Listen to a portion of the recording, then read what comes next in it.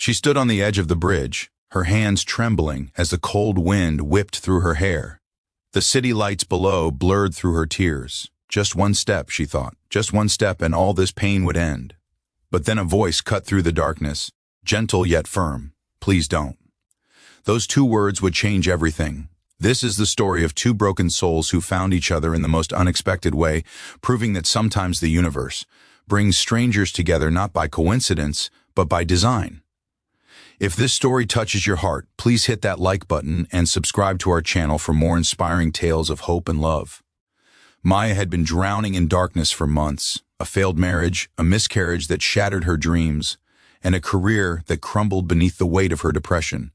At 32, she felt like life had given up on her, or perhaps she had given up on life. That cold November evening, she had made her decision. She left no note, no explanation. She simply walked to the old bridge where she and her ex-husband had once watched sunsets together, back when the world still held color.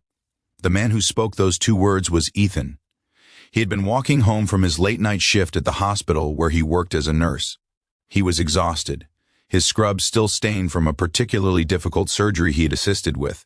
He almost didn't notice her standing there, silhouetted against the streetlights, but something made him look twice. Maybe it was the way she gripped the railing, maybe it was the defeated slope of her shoulders, or maybe it was the universe, nudging him toward his destiny. Maya turned to look at the stranger. His eyes held something she hadn't seen in anyone's gaze in a long time.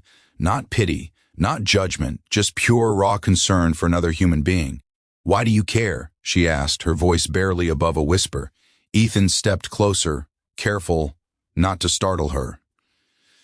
"Because I've been where you are," he said softly. 3 years ago, I stood on a different bridge in a different city, and someone cared enough to stop me.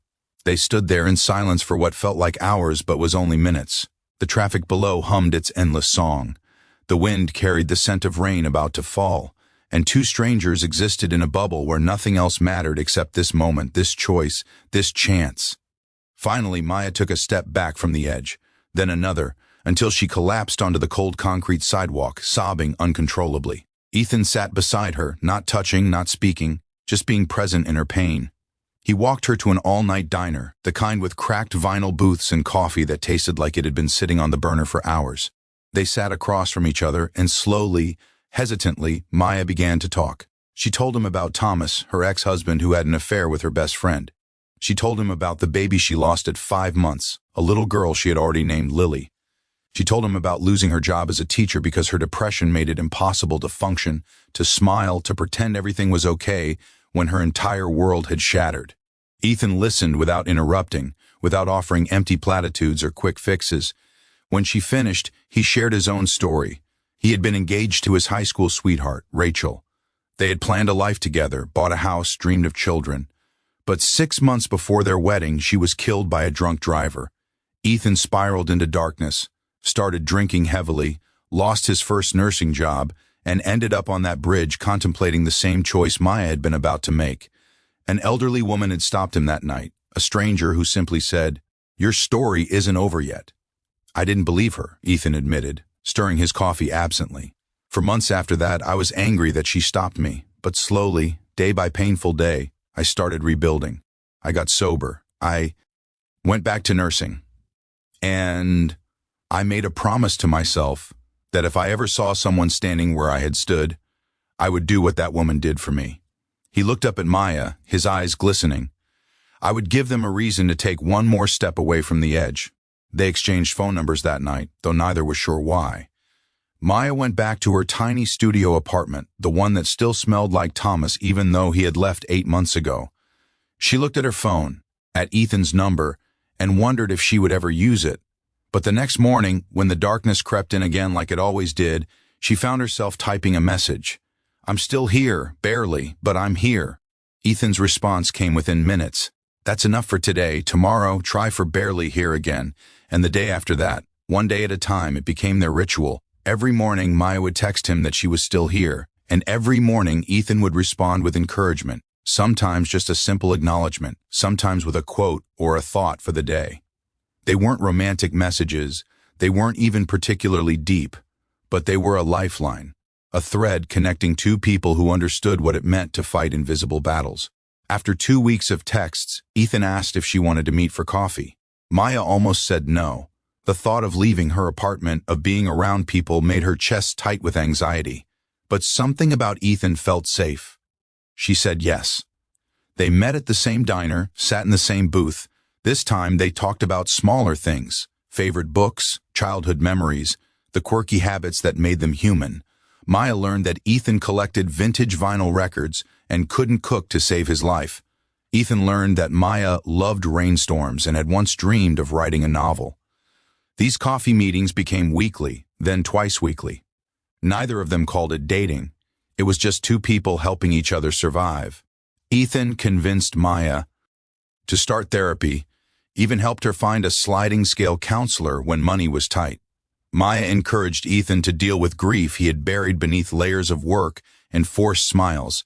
They became each other's accountability partners, cheerleaders, and eventually friends. 4 months after that night on the bridge, Maya got a job at a small private school. It was part-time, less prestigious than her previous position, but it was a start. She called Ethan crying, but this time they were tears of hope, not despair. He took her out to celebrate at a restaurant that was far too expensive for either of their budgets. They laughed more that night than either had laughed in years. And when Ethan walked Maya to her door, there was a moment, a charged pause, where both of them felt something shift between them. But Ethan stepped back. "I don't want to rush this," he said softly. "Whatever this is, you're still healing, I'm still healing, and I value what we have too much to risk it." Maya nodded, relief and disappointment swirling in equal measure. She wasn't ready for romance. She wasn't sure she would ever be ready.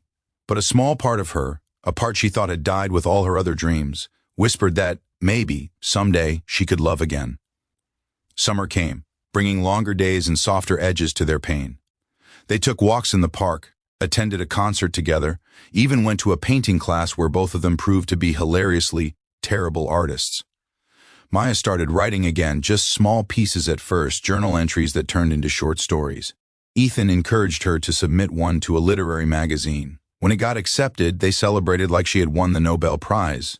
It was on a warm August evening, sitting on a bench overlooking the river, that Maya finally said it. "I think I'm falling in love with you." The words hung in the air between them. Ethan turned to look at her, his expression unreadable. For a terrifying moment, Maya regretted speaking. But then he smiled, a smile that reached his eyes and lit up his entire face. "I fell in love with you the moment I saw you on that bridge," he admitted. "Not because I wanted to save you, but because I saw someone fighting to survive, and I recognized that warrior spirit. I just had to wait for you to see it in yourself." Their first kiss was gentle, tentative, like two people learning to trust again.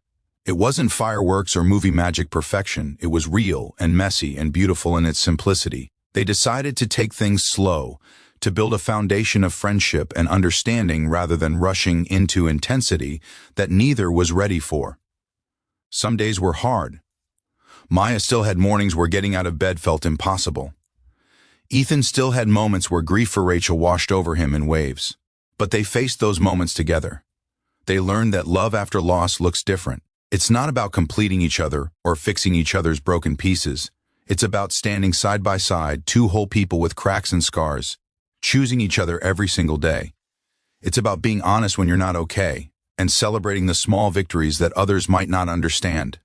A year after that November night on the bridge, Ethan and Maya returned to the spot where they met. They stood together at the railing, but this time they weren't looking down into darkness. They were looking ahead, toward a future neither of them thought they would have. "Do you ever wonder what would have happened if you had walked past that night?" Maya asked.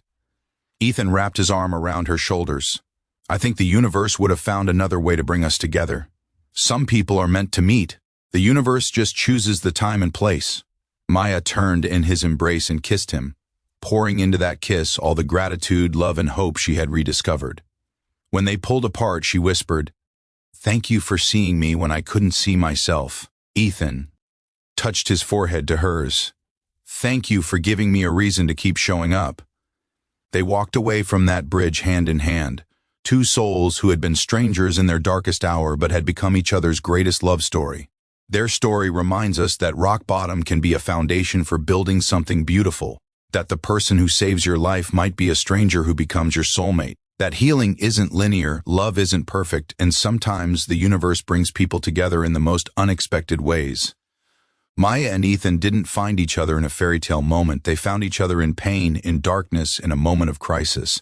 And from that unlikely beginning, they built something extraordinary. Not because they were soulmates from the start, but because they chose to become soulmates through patience, understanding, and unwavering commitment to each other's well-being. If this story moved you, please show your support by liking this video and subscribing to our channel. Share it with someone who might need to hear that their story isn't over yet. Because somewhere out there, your soulmate might be a stranger waiting for the universe to introduce you, and that introduction might come exactly when you both need it most. Remember, you are never as alone as you feel, and tomorrow might bring the person who changes everything. Stay here. Keep fighting. Your soulmate might be just one more day away,